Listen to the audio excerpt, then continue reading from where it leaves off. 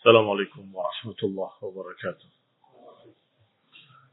إن الحمد لله نحمده ونستعينه ونستغفره ونعوذ بالله من شرور أنفسنا ومن سيئات أعمالنا. من يهده الله فلا مضل له ومن يضلل فلا هادي له وأشهد أن لا إله إلا الله وحده لا شريك له وأشهد أن محمدا عبده ورسوله صلى الله عليه وعلى آله وأصحابه والتابعين وتابع التابعين ومن تبعهم بإحسان إلى يوم الدين.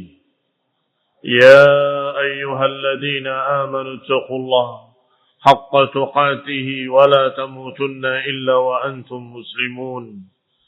يا أيها الناس اتقوا ربكم الذي خلقكم من نفس واحدة وخلق منها زوجها وبث منهما رجالا كثيرا ونساء واتقوا الله الذي تساءلون به والأرحام إن الله كان عليكم رقيبا. يا أيها الذين آمنوا اتقوا الله وقولوا قولا سديدا يصلح لكم أعمالكم ويغفر لكم ذنوبكم ومن يطع الله ورسوله فقد فاز فوزا عظيما. أما بعد فإن خير الحديث كتاب الله وخير الهدي هدي محمد صلى الله عليه وعلى آله وسلم وشر الأمور محدثاتها فإن كل محدثة بدعة وكل بدعة ضلالة وكل ضلالة في النار. إخواني في الدين أعزكم الله كمسلمين رحمني ورحمكم الله. Kita lanjutkan kajian kitab ringkasan sirah Ibnu Hisham rahimahullahu ta'ala. Dan kita selesai membaca kisah Islamnya Umar Ibn Al-Khattab radhiyallahu ta'ala anhu. Yang berikutnya adalah pembahasan tentang khabarus sahifah. Berita tentang surat perjanjian, pemboikotan terhadap Bani Abdul Muttalib.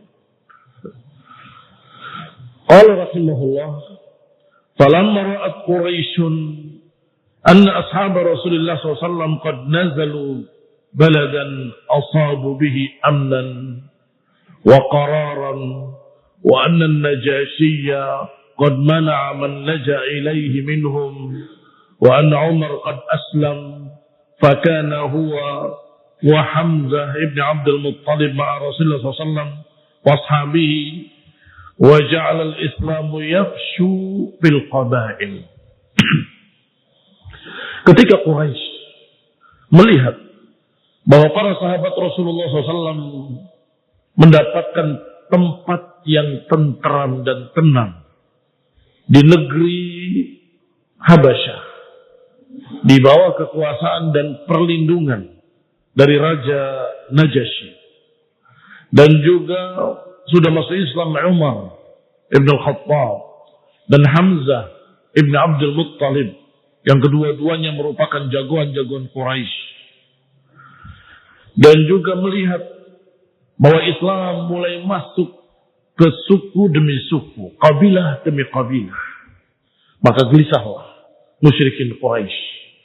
Melihat perkembangan Islam, mereka gelisah. Ijtama'u wa'tamaru bainahum an yaktubu kitaban. Maka mereka pun berkumpul, bermusyawarah.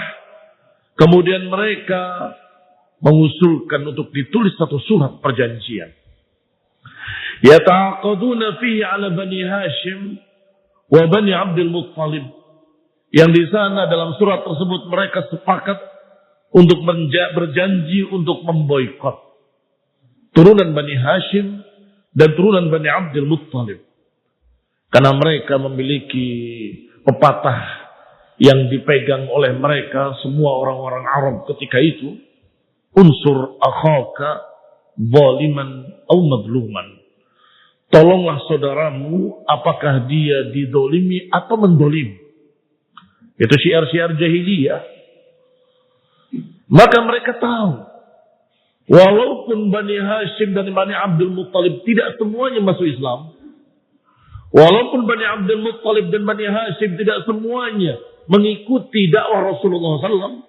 Tapi untuk pembelaan, mereka semua membela. Karena satu suku. Tolong saudaramu, benar maupun salah. Zalim atau madlum. Terdolimi atau didolimi. Kalimat ini barakallahu fikum sudah tersebar di kalangan mereka sejak jahiliyah.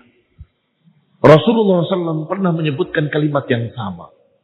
Unsur akhaka zaliman aw madluma. Tolong saudaramu dalam keadaan zalim atau madlum. Terdolimi atau mendolimi. Para sahabat terkejut, ya Rasulullah. Nansurul madlum. Kita akan membela orang yang terdolimi. Fama balu zalim. Bagaimana dengan yang zalim? Kata Nabi, tolong saudaramu yang zalim dengan nasihat agar berhenti dari kedolimannya. Kalimatnya sama, maknanya berbeda. Kalau dulu asabiyah, di zaman jahiliyah asabiyah, pokoknya satu suku, satu kabilah harus dibela, benar maupun salah. Tetapi dalam Islam, unsur akhaka zaliman aw madluman, maknanya tolong saudaramu benar maupun salah. Maknanya kalau benar didukung, kalau salah tolong dia agar berhenti dari kesalahannya. Tolong saudaramu yang zalim agar berhenti dari kezalimannya.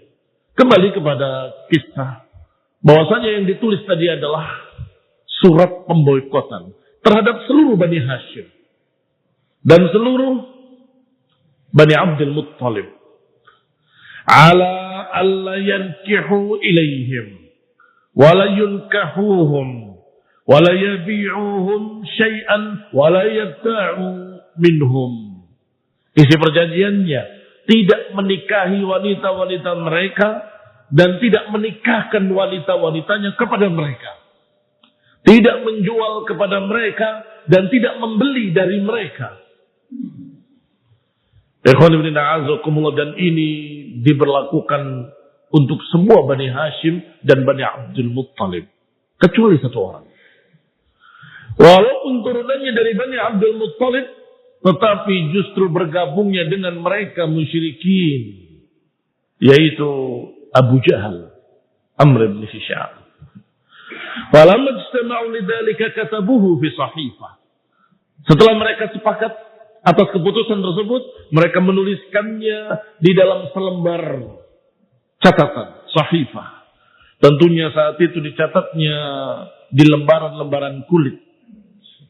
Tsumma ta'ahadu wa tawasaqu 'ala dzalik, dan mereka membuat perjanjian dan membuat berbagai macam bukti-bukti kalau mereka setuju. Tsumma 'allaqu as-sahifah fi jawfil Ka'bah. Surat tersebut digantung di dalam Ka'bah. Tauqidan 'ala anfusihim, sebagai penegasan atas diri mereka bahwa ini serius. Sehingga digantungkan di dalam Ka'bah. Dan dimulai dengan kata-kata Bismikallahumma, dengan nama Allah. Muslimin rahimani wa rahimakumullah. Menunjukkan jahiliyahnya mereka atau kebodohannya mereka. Mereka menentang Allah dan menentang Rasulullah, tetapi mengatasnamakan dengan nama Allah dan diletakkan di Ka'bah, di Baitullah. Wa kana katibus sahifah, penulis sahifah tersebut adalah seorang yang bernama Mansur Ibn Ikrimah. Maka Nabi pun mendoakan kejelekan pada orang ini.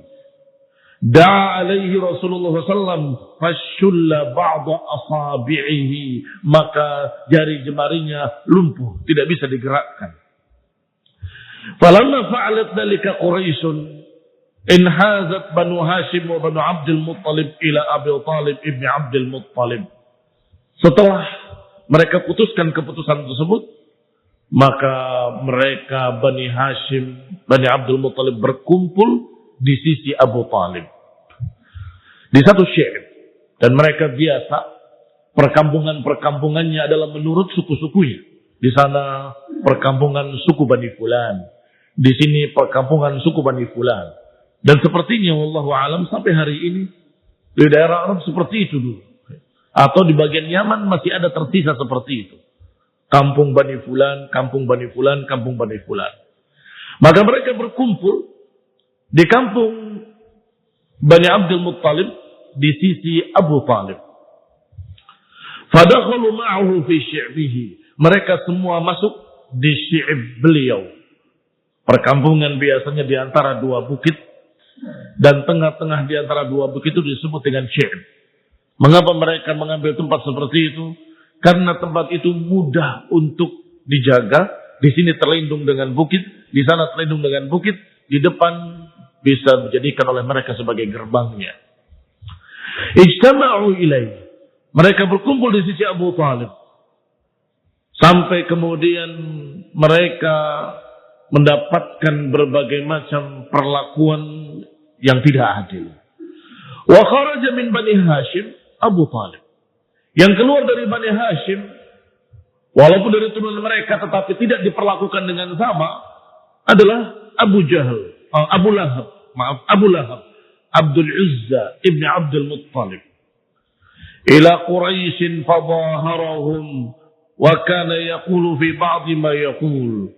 Abu Lahab salah satu dari turunan Abdul Muttalib, tetapi tidak diboikot. Itu dikecualikan. Justru bergabung dengan musyrikin.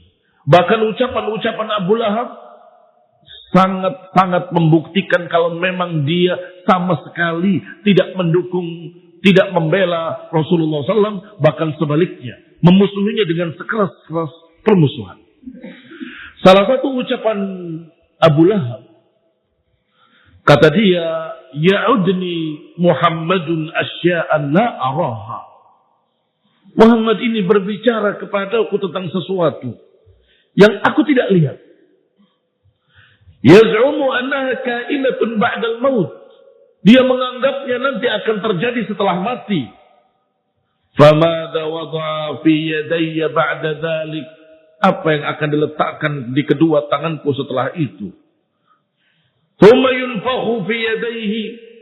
Kemudian Abu Lahab meniupkan ke tangannya sambil berkata, tabban lakuma, celaka wahai kedua tanganku. Ma'ara fikum syai'an mimma yaqulu Muhammad. Sungguh demi Allah, kata Abu Lahab, aku tidak melihat sedikit pun kebenaran dari apa yang diucapkan oleh Muhammad. Fa'anzala, maka Allah pun menurunkan ayatnya, tabbat yada Abi Lahabin wa tab. Ikhwan bin a'azakumullah, lihatlah ucapan Abu Lahab sangat membenci dan menganggap Rasulullah SAW berdusta. Dengan kalimat, dia berbicara sesuatu yang aku tidak lihat. Dia mengucapkan demikian yang aku tidak melihat buktinya dan tidak melihat kebenarannya. Dan seterusnya. Maka turunlah kalimat tabat yada Abi Lahabin wa tab. Di dalam footnote kitab kita disebutkan waqila. Dikatakan pula bahwa turunnya ayat tadi adalah ketika Allah Subhanahu wa taala menurunkan ayatnya kepada Nabi alaihi salatu wassalam, wa anzir ashiratakal aqrabin. Peringatkanlah kerabat dekatmu. Kharaja Rasulullah SAW. Setelah turun ayat itu, Nabi keluar sampai mendatangi Bukit Safa. Kemudian menaikinya. Sampai di atas Bukit Safa, beliau memanggil dengan suara yang keras, Ya Sabahah, Ya Sabahah.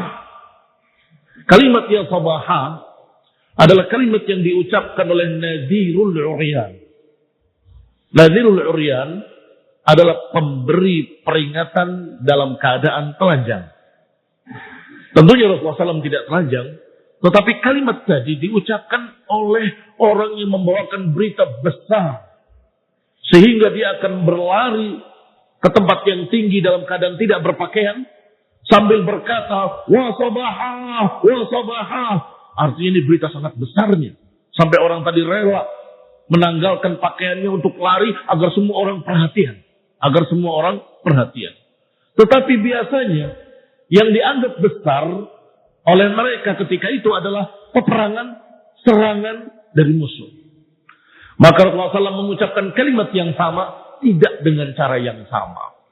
Artinya tidak memakai cara-cara menanggalkan pakaian, tetapi beliau mengucapkan kalimat tadi, wa sabaha. Maka semua orang-orang Quraisy mendengar kalimat itu, dan khususnya di dekat Safa, mereka berdatangan. Bahkan yang tidak mampu datang, karena tua misalnya, akan menyuruh anaknya, berangkatlah, wahai anakku, ada berita apa gerangan? Pasti itu berita besar. Setelah berkumpul di Bukit Safa, Rasulullah Shallallahu Alaihi Wasallam menghabarkan pada mereka atau berkata kepada mereka, "Ara'aitum law akhbartukum anna khailan bil wadi turidu an tughira 'alaikum akuntum musaddiqiyya?" Kalau aku kabarkan pada kalian bahwa dari balik bukit ini ada pasukan berkuda yang menyerang kalian, apakah kalian percaya padaku? Mereka menjawab, ma jarrabna 'alaika kadhiba. Sungguh kami tidak pernah mendapati engkau berdusta. Maka Rasulullah bersabda alaihi salatu wassalam, fa inni nadhirun lakum baina yaday 'adzabin syadid. Maka aku memperingatkan pada kalian, hati-hati dari azab yang sangat keras, yang sangat menyakitkan, azab Allah Subhanahu wa taala. Ini memperingatkan dari adab neraka, agar segera mereka menyelamatkan dirinya dengan masuk Islam, mengucapkan la ilaha illallah Muhammadur Rasulullah. Maka ketika mendengar ucapan Rasulullah SAW tadi, Abu Lahab berkata, tabban laka ya Muhammad, alihada jama'atana. Celaka engkau, wahai Muhammad, apakah hanya untuk itu engkau mengumpulkan kami di sini? Jadi mereka menganggap ada berita besar, ternyata menurut mereka itu berita kecil dan berita dusta. Astagfirullah. Padahal kita katakan bahwa berita yang dibawakan oleh Nabi lebih besar daripada serangan musuh, lebih besar dari berita apapun. Karena berita tentang masalah adab yang kekal yaumul qiyamah. Undirukum baina yaday adabin syadid. Aku peringatkan kalian dari adab yang sangat keras dari Allah Subhanahu wa taala. Abu Lahab marah dengan muka yang merah, dengan berkata kepadanya, tabban laka ya Muhammad, alihada jama'atana. Maka Allah turunkan jawabannya langsung ketika itu juga kepada Abu Lahab. Tabbat yada Abu Lahab, tabbat yada Abu Lahab wa tab. Celaka Abu Lahab, celaka kedua tangannya, dan celakalah dia. Ila akhiril as-surah, sampai akhir surat ini. Ikhwan ibn a'azam, berarti ada dua kisah tentang turunnya ayat tabbat yada Abi Lahab wa tab. Yang pertama adalah ketika dia mengatakan bahwa Rasulullah SAW tidak menyatakan dengan benar, berita-beritanya semua dusta, berita-beritanya tidak ada yang aku dapati bukti kebenarannya. Sampai dia berkata, Abu Lahab, kepada tangannya sendiri, celaka wahai tanganku. Maka Allah katakan, tabbat yada Abi Lahab wa tab. Kisah yang kedua adalah yang ini. Dan ini lebih masyhur, yang kedua ini. Ketika dia mencerca Rasulullah, tabbat atau tabban laka ya Muhammad, Allah jawab, tabbat yada Abi Lahab wa tab. Justru yang celaka adalah kedua tangan Abi Lahab, dan celakalah dia. Sayasla naran dzata lahab, dia akan masuk neraka dzata lahab. Ikhwan fillah, a'azzakumullah muslimin rahimani wa rahimakumullah. Ayat-ayat ini barakallahu fikum bukti bahwa Rasulullah SAW benar-benar Rasul, benar-benar Nabiun mursal, yuha ilaihi wahyi. Mengapa? Karena kalimatnya sayasla naran dzata lahab, dia akan masuk neraka dzata lahab. Bayangkan kalau bukan dari Allah, kalau dari manusia, dari mana dia tahu kalau Abu Lahab tidak akan masuk Islam? Kalau dia masuk Islam, sayasla naran dzata lahab harus dirubah, harus diganti. Iya kan? Oh, ternyata masuk Islam diganti, dihapus. Itu kalau bikinan manusia. Tetapi karena ini dari Allah yang maha tahu bahwa Abu Lahab gak akan masuk Islam. Maka kalimatnya sangat jelas tertulis dan tidak akan berubah sampai hari kiamat. Sayasla naran dzata lahab. Dia akan masuk neraka dzata lahab. Pasti. Kalau kita berbicara ucapan kita katakan insya Allah. Tetapi kalau Allah yang berfirman, Allah yang berkata, maka pasti dia akan masuk neraka, dan itu berarti dia tidak akan masuk Islam. Ikhwan ibn a'azam, kembali kepada pembahasan. Qala fa'aqamu ala dzalika sanataini aw salasan. Akhirnya mereka diboikot sampai 2 atau 3 tahun lamanya. Hatta juhidu, sehingga mereka benar-benar sengsara, susah. La yasil ilaihim syai'un illa sirran. Enggak sampai pada mereka sesuatu pun dari makanan atau bahan makanan pokok dan sebagainya, kecuali secara sembunyi-sembunyi. Mustakhfiyan. Itu pun dari orang-orang yang arada silatahum, yang ingin menyambung silaturahmi pada mereka, yang tidak ingin putus, dengan sembunyi-sembunyi memberikan makanan atau memberikan sesuatu atau mengadakan jual beli. Ini saya berikan untukmu ini dan itu. Ikhwan ibn a'azakumullah. Sehingga mereka makan kulit-kulit yang kering yang sudah dipakai untuk peralatan, mereka makan.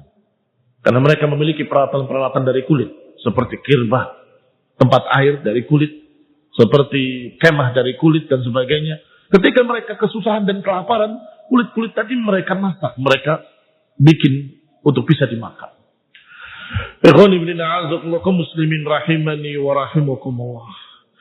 Faja'alat Quraisyun hina mana'ahu Allah minha. Wa qama ammuhu wa qawmuhu min Bani Hashim wa Bani Abdul Muttalib dunah. Wa halu bainahum wa baina ma aradu min al-batsh bihi. Yahmizunahu wa yastahzi'una bihi.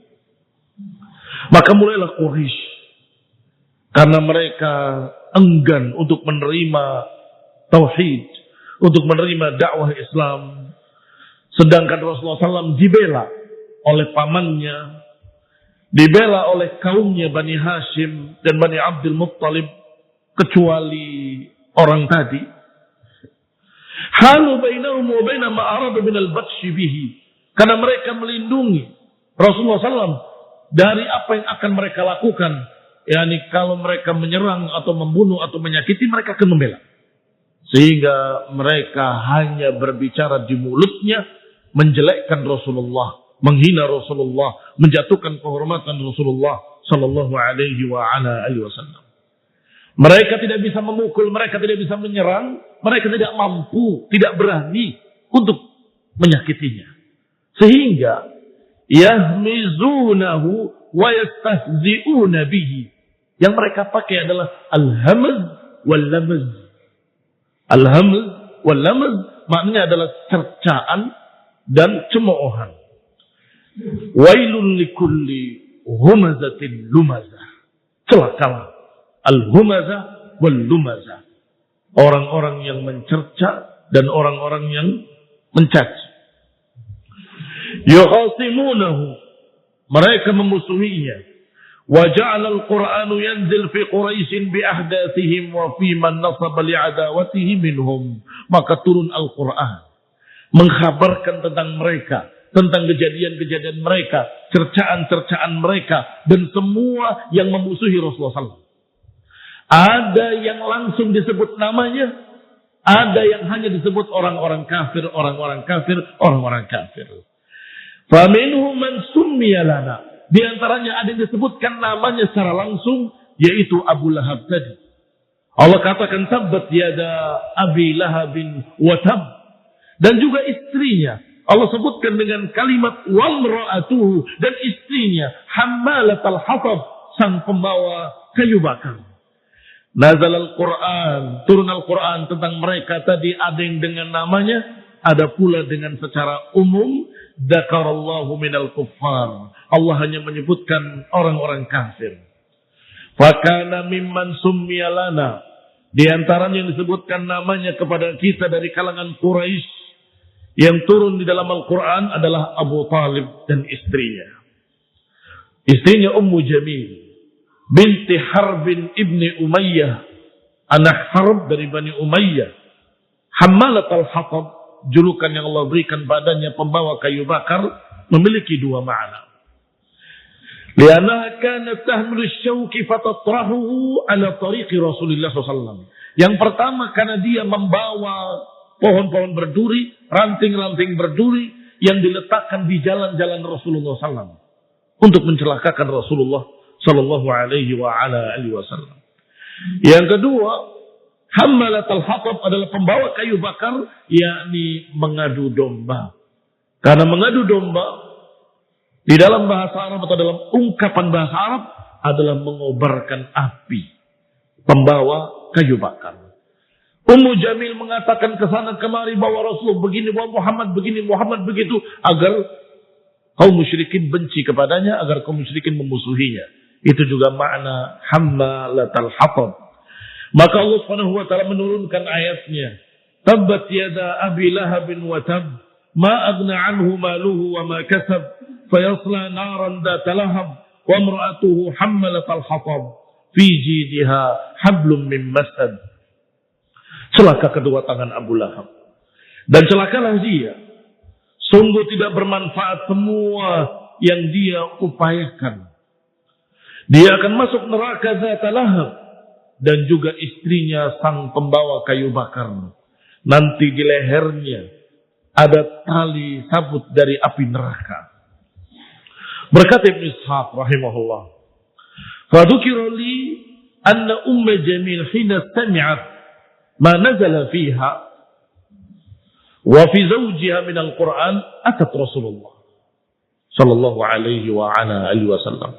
Kata Ibnu Ishaq, disebutkan bahwa Ummu Jamil tadi ketika mendengar ayat ini dibacakan yang menyebutkan tentang dirinya dan suaminya, dia datangi Rasulullah SAW. Dia datangi sampai ke Ka'bah. Dan di sana ada Rasulullah SAW dengan Abu Bakar. Dia bawa fihrin min hajar. Fihrin min hajar adalah batu yang seukuran genggaman tangan. Dia berniat ingin memukul Rasulullah SAW dengan batu tersebut. Wa fi yadiha fihrin min hijara. Falamma waqafat alaihi ma akhadallahu bi basariha. Tetapi ketika sudah sampai di hadapan Abu Bakar dan Rasulullah SAW, Allah cabut pandangannya terhadap Rasulullah SAW. Sehingga dia tidak melihat kecuali Abu Bakar. Maka dia berkata kepada Abu Bakar, "Ya Abu Bakar, aina sahibuk?" Wahai Abu Bakar, mana sahabatmu? Sungguh aku dengar sampai kepadaku bahwa dia mencerca aku dan suamiku. Demi Allah, kalau aku dapati dia, aku akan pukul dengan batu ini mulutnya. Kata Ummu Jamil. Tsumman sarafat, kemudian pergi wanita tersebut, hammalatul hatab tersebut. Faqala Abu Bakr, maka berkata Abu Bakar kepada Rasulullah, "Ya Rasulullah, ama turaha ra'atka?" Tidakkah menurut pendapatmu dia melihat kamu seharusnya? Faqala, kata Nabi, "Ma ra'atni," dia tidak melihat aku. Laqad akhadallahu bi basariha, Allah telah mencabut pandangannya terhadapku. Allah Subhanahu wa taala menyelamatkan Rasulullah sallallahu alaihi wa ala alihi wasallam. Yang berikutnya adalah Umayyah bin Khalaf. Ini juga tokoh musyrik kafir yang banyak memusuhi Rasulullah SAW. Umayyah bin Khalaf ibn Wahab ibn Hudhafah ibn Jumah dari Bani Jumahi. Karena idara Rasulullah SAW hamazahu wa lamazahu. Setiap bertemu Rasulullah SAW, mesti dia akan mencercanya, akan mengejeknya. Hamazahu wa lamazahu. Maka Allah turunkan ayatnya, wailun likulli humazatil lumazah. Celaka bagi para pengumpat dan pencela. Alladzi jama'a malan wa 'addadah, yaitu orang yang mengumpulkan hartanya dan menghitung-hitungnya. Jadi yang mencerca Rasulullah ini, Umayyah bin Khalaf, kalla la yunbadanna fil hutamah.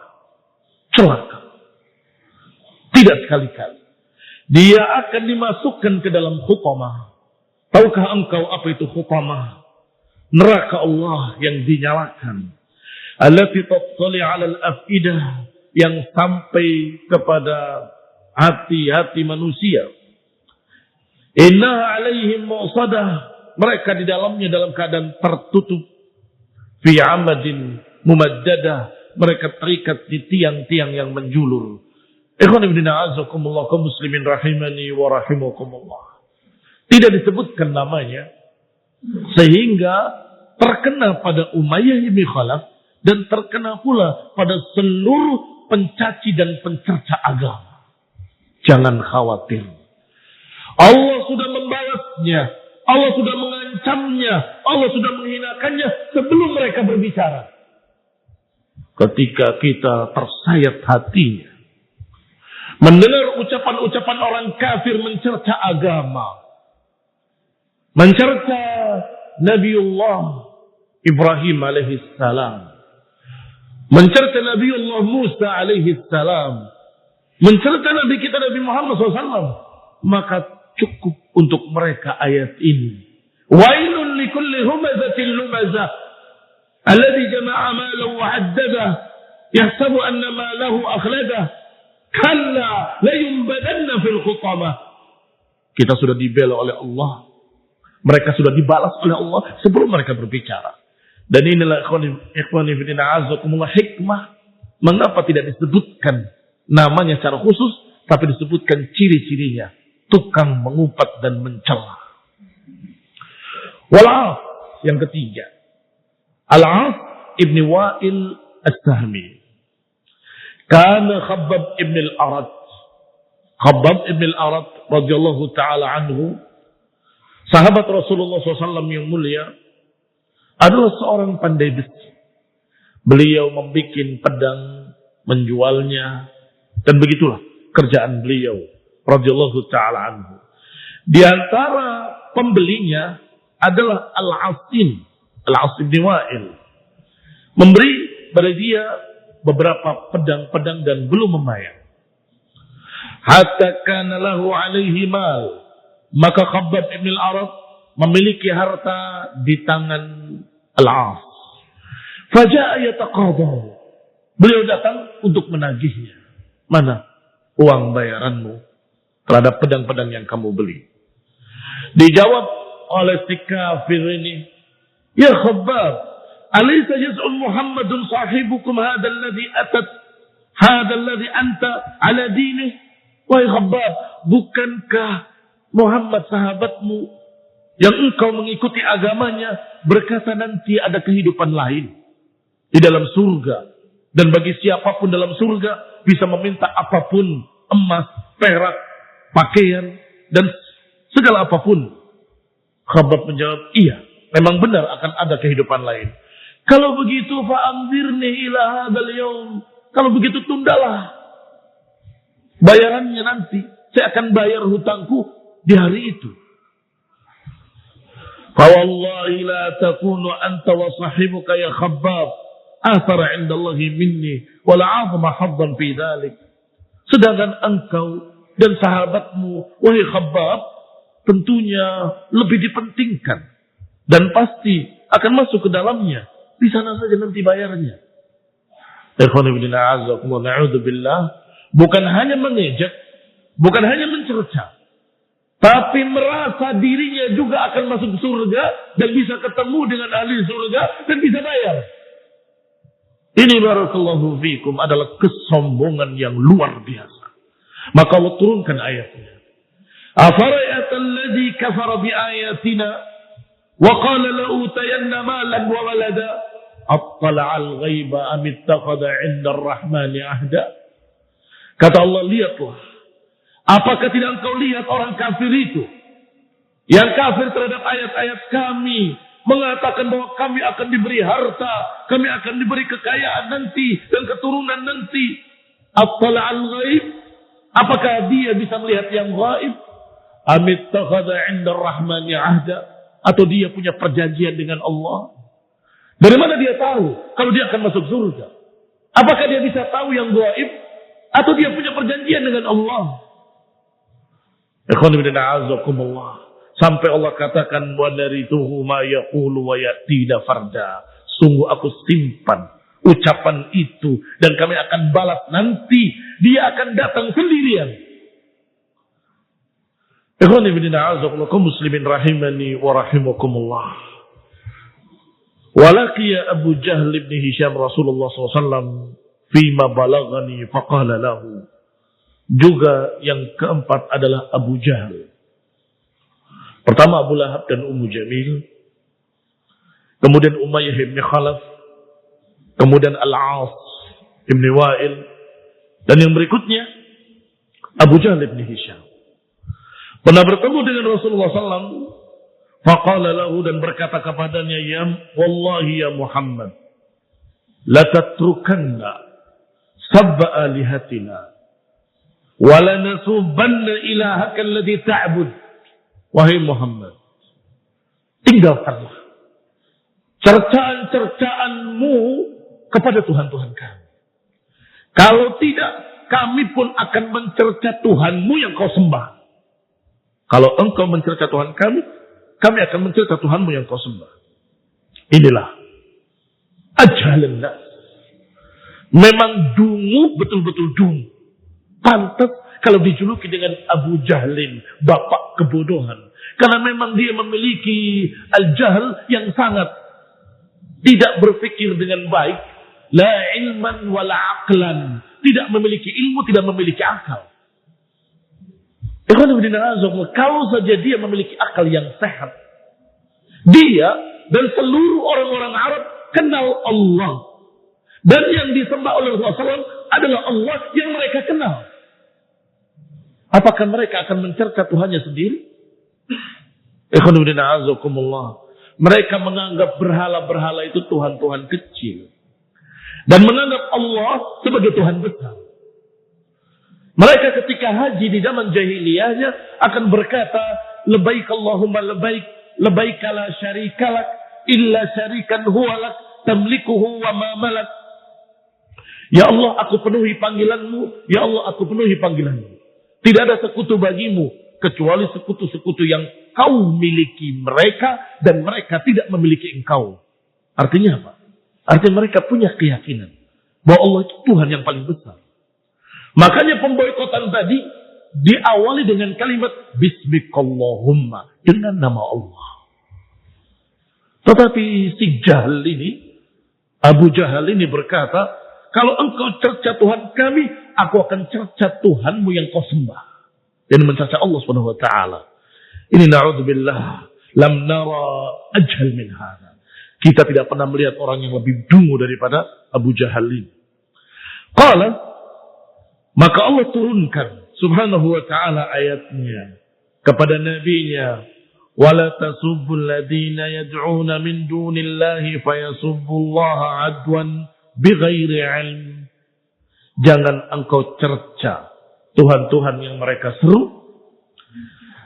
Niscaya mereka akan mencerca Allah dengan kebodohan. بِغَيْرِ عِلْمٍ, tanpa ilmu.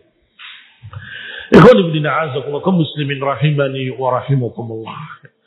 Disebutkan oleh Allah Subhanahu wa taala agar jangan mencerca Tuhan-Tuhan mereka. Khawatir mereka akan mencerca Allah dengan tanpa ilmu. Ini namanya bukan mudahanah, tetapi mudarah. Mudarah itu barakallahu fikum tidak kita mengorbankan agama sedikit pun. Tetapi tahanlah lidah kita dari mencerca Tuhan-Tuhan mereka. Khawatir mereka dengan kebodohannya mencerca Allah Subhanahu wa taala, berarti kita yang menyebabkan Allah dicerca. Ikhwan fillah kaum muslimin rahimani wa rahimakumullah. Kita tidak setuju cara dakwah dengan mencerca Tuhan-Tuhan mereka. Tuhan kamu telanjang, Tuhan kamu nggak pakai pakaian, Tuhan kamu begini-begini. Niscaya mereka akan membalas dengan mencerca Allah. Maka hati-hati. Allah yang mengatakan, La tasubbul ladina yad'una min dunillah. Jangan kau cerca sesembahan-sesembahan mereka.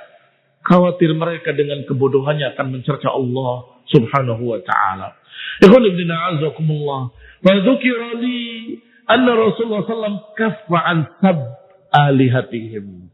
Kata Ibn Ishaq wa Ibn Hisham rahimahullah, meriwayatkan dari Ibn Ishaq, maka diriwayatkan bahwa Nabi berhenti dari mencerca berhala-berhala mereka. Hanya mengajak untuk beribadahlah pada Allah, jangan beribadah pada yang lain. Beribadahlah kepada Allah yang maha mendengar dan maha melihat. Jangan beribadah kepada yang tidak mendengar dan tidak melihat. Jangan beribadah kepada siapapun selain Allah Subhanahu wa taala. Ikhwan ibn a'azallah wa ja'ala yad'uuhum ila Allah. Rasulullah SAW tetap mengajak kepada Allah, mengesahkan Allah, mengucapkan la ilaha illallah, tetapi cercaan-cercaan terhadap Tuhan-Tuhan mereka beliau hentikan sallallahu alaihi wa ala alihi wasallam. Itu pun barakallahu fikum. Pada hakikatnya bukan cercaan, tetapi kenyataan. Yani ketika berbicara bahwa Tuhan-Tuhan kalian tidak mendengar, tidak melihat. Sahih? Itu bukan cercaan. Kenyataannya batu, berhala tidak mendengar, tidak melihat, tidak bisa menentukan apapun. Muslimin rahimani wa rahimakumullah. Itu saja Allah Subhanahu wa taala menyatakan jangan cerca Tuhan-Tuhan mereka, niscaya mereka akan mencerca Allah adwan bighairi ilm. Apalagi cercaan-cercaan yang kebablasan dan berlebihan. Mengapa berlebihan? Karena ikhwan ibn a'azakumullah, mereka lupa kalau yang disembah oleh mereka adalah Rasulullah SAW, Isa ibn Maryam. Nabiullah yang tidak boleh cerca. Rasulullah yang tidak boleh dijatuhkan kehormatannya. Jangan ifrat, jangan tafrid. Jangan ekstrim kanan, jangan ekstrim kiri. Ekstrim kanan mencerca, sampai mencerca Nabiullah Isa alaihi salam, mencerca Rasulullah yang mulia dan ibunya Maryam yang Allah puji dalam Al-Quran. Wa Maryam allati ahsanat farjaha. Ini ekstrim kebablasan sehingga mencerca Maryam yang suci, mencerca Rasulullah Isa alaihi salam. Jangan pula sebaliknya membikin kekaburan makna. Apa itu membikin kekaburan makna?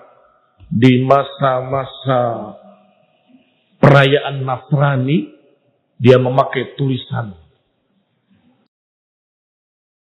betapa mulianya Yesus. Ditegur, kok kamu memuji Yesus? Kan Yesus Nabi Isa. Saya puji Nabiullah Isa, kenapa? Masa nggak boleh? Itu talbis, iblis. Membikin kabur, nggak jelas. Sudahlah, ucapkan dengan kalimat yang jelas. Isa bin Maryam Rasulullah. Bukan Tuhan, bukan anak Tuhan, bukan jelmaan Tuhan. Selesai. Jangan lebih, jangan kurang. Jangan ekstrem ke kanan, jangan ekstrem ke kiri. Seakan-akan dia katanya toleransi, sehingga dia memuji Yesus dengan anggapan hatinya, saya memuji Isa, bukan memuji Yesus. Ini